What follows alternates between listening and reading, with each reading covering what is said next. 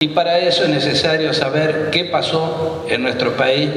y por qué pasó y qué cuestiones son necesarios cambiar para que no vuelva esto a ocurrir. Aunque han pasado 37 años del inicio de la dictadura, este tema aún está pendiente, es un debate pendiente, hay secuelas de la dictadura que siguen vigentes, como es el caso de más de 400 niños que aún se los busca, que han sido secuestrados, se les ha cambiado la identidad y se los sigue buscando, por lo tanto siguen estando secuestrados durante estos 37 años de democracia.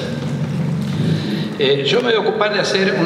una introducción, de explicar cuáles son los motivos y cuál era el contexto en que se dio el golpe de Estado y el porqué del golpe de Estado, y los otros compañeros van a hablar un poco de cuáles eran los objetivos de los militares con nosotros en la cárcel y cuál fue nuestra política de resistencia para evitar que se lograran esos objetivos.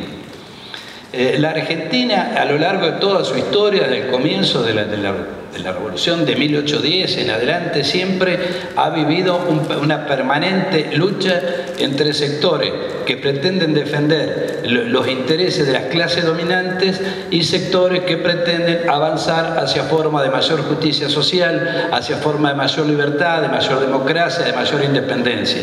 Estos ejes, estos enfrentamientos, estas luchas han recorrido la historia argentina de sus orígenes. Serán los que pretendían la independencia contra aquellos que pretendían solamente cuidarle la colonia al rey Fernando mientras estaba preso, serán los enfrentamientos entre unitarios y federales, serán los enfrentamientos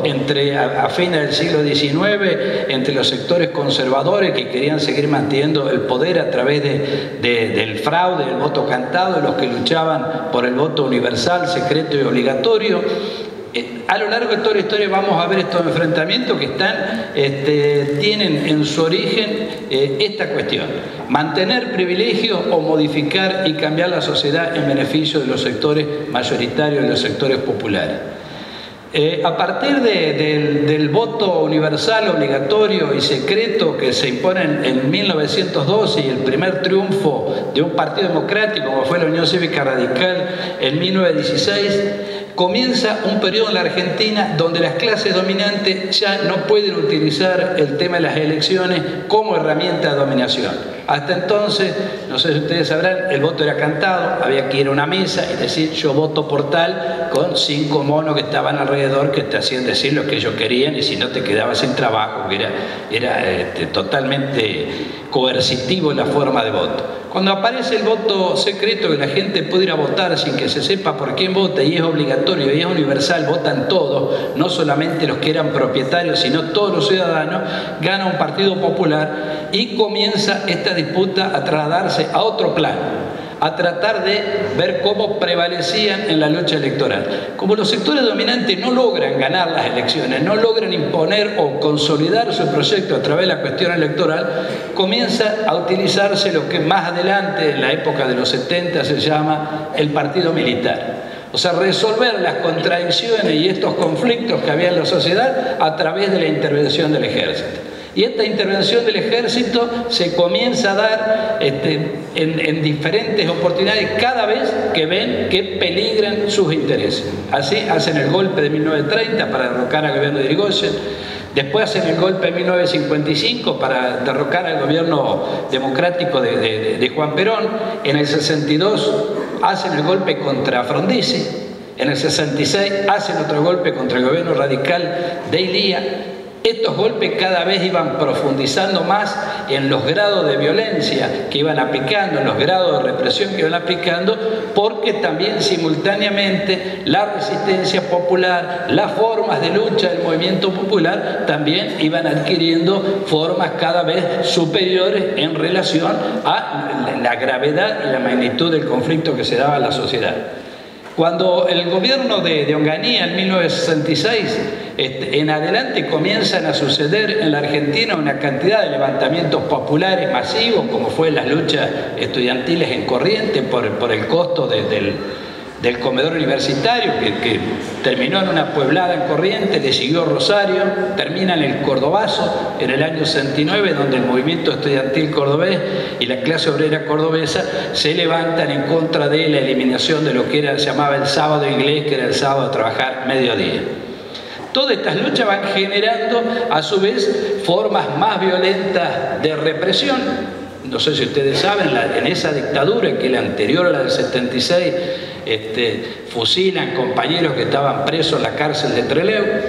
Todo esto va generando que las formas democráticas y fundamentalmente la juventud, que no había tenido posibilidad de conocer lo que era la democracia, que nunca había podido votar, que no tenía forma de poder protagonizar, ser partícipe de lo que era la vida política del país, comiencen a buscar formas más radicalizadas de resistencia y de lucha contra las sucesivas.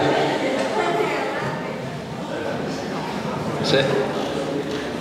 Acá adelante hay lugar, chicos.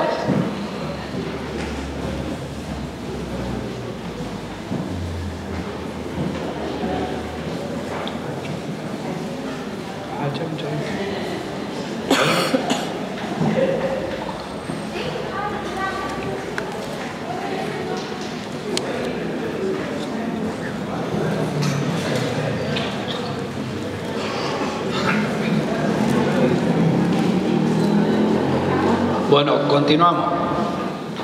Decía que a partir de esta dictadura de Onganía comienzan a aparecer nuevas formas de lucha a las grandes movilizaciones populares que dominaron todo el panorama político de la dictadura del 66, la dictadura de Onganía, Levington y Lanuse. Se le suma la aparición de organizaciones revolucionarias armadas que llegaban a la conclusión de que a través de la vía electoral era imposible derrotar a los sectores de poder, que la experiencia que había sucedido en Chile con el derrocamiento del gobierno de Salvador Allende, que había ganado el primer gobierno socialista de América, que gana con el voto popular y que es derrocado, y las experiencias de las dictaduras que se sucedían en todos los países de América Latina, hacia Uruguay, Brasil, Chile, Bolivia, Perú, en todos estos países dominaban gobiernos dictatoriales, aparece esta forma de resistencia que es la lucha armada. En ese marco se producen las elecciones del 73 con un cúmulo de expectativa en cantidad de sectores sociales que habían participado de esta elección, con el triunfo de Cámpora y posteriormente, meses después del de Perón, con la perspectiva de que se podía avanzar hacia formas de organización social y política mucho más justas, mucho más democráticas, más cerca de los intereses populares que de los intereses de los grandes monopolios que habían sido los dominantes hasta entonces. No obstante, apenas producidas las elecciones de 1973, asumidas las nuevas autoridades, comienza a plantearse nuevamente esta lucha permanente entre los que quieren mantener un orden establecido y los que pretenden cambiar. El día que viene Perón, ustedes habrán escuchado en Ezeiza las fuerzas paramilitares que después serían parte de lo que sería la AAA, la Alianza Anticomunista Argentina, bueno, dispara sobre la multitud que había esperado a Perón y mata una cantidad de gente que nunca se pudo establecer bien cuántos eran, pero murieron cantidad de gente. Y comienza en la Argentina todo un nuevo proceso de enfrentamiento para ver hacia dónde se dirigía ese gobierno que había sido electo en 1973. Las Fuerzas Armadas, que habían dejado el poder producto de esta movilización popular y de las luchas populares que se habían extendido en todo el país, siempre estaban alertas pensando el momento para dar el nuevo zarpazo. Muerto Perón en el 74, comienza un periodo de una democracia sumamente débil, que era el gobierno de Isabel Perón.